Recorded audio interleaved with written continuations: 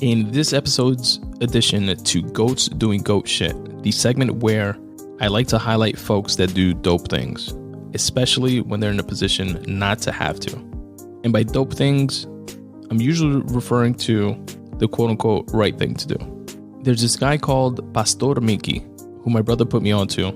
He sent me an interview, which I featured as the video of the week in my newsletter this past Monday. For content like that and much more, feel free to subscribe at spuntoday.com/subscribe. spuntoday.com/subscribe. spuntoday.com/subscribe. And he has a crazy story, a great story that you guys should check out.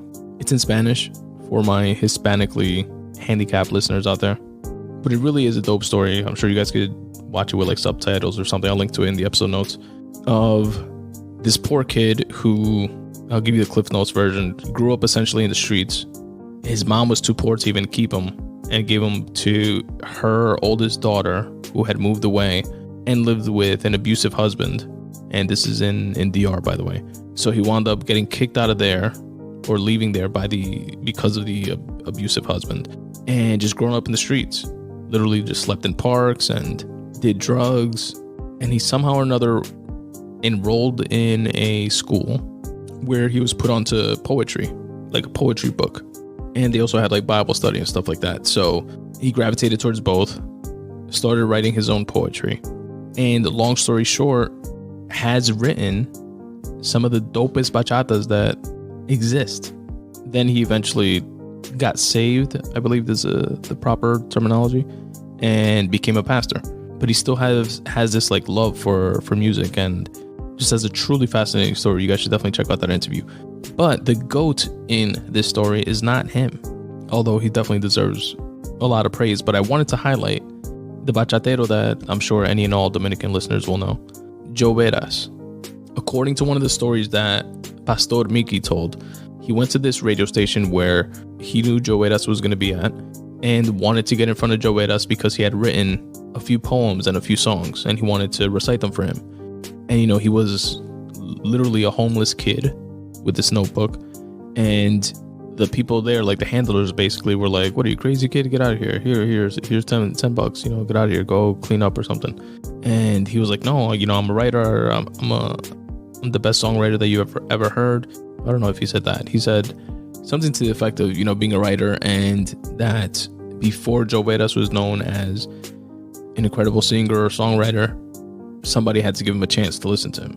And all he's asking for a chance just to sing one of his songs for Joe Veras, and then he'll leave. He didn't want any money or anything. Joe Veras gets there, or I believe he recites it for the guy, and then they're like, "Did you write that? Are you serious? You really did write that?" Like, he loved it instantly. And then he let him recite it for Joe Veras. And I believe the song was La vida es así, así es la vida. And the crazy thing is that he wrote that song while he was in school about one of his teachers that he was in love with. And, you know, he's a little kid in school in love with his teacher, and he's paying attention enough to her to realize that she's in a relationship with some dude that doesn't really treat her right. And that's the type of love triangle that the song is about, right? Yo sufriendo por ella, y ella por otro se muere.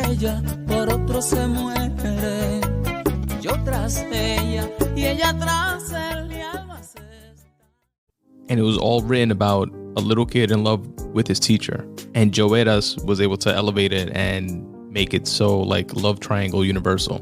And that is the power of good writing, good art, right? It becomes relatable to so many people in so many different ways. That's sick, right? Joe Veras loved it. Obviously, it's one of his biggest hits ever. But this is where the goats doing goat shit comes in. Pastor Mikey, a kid, a homeless kid at that, doesn't know shit about shit.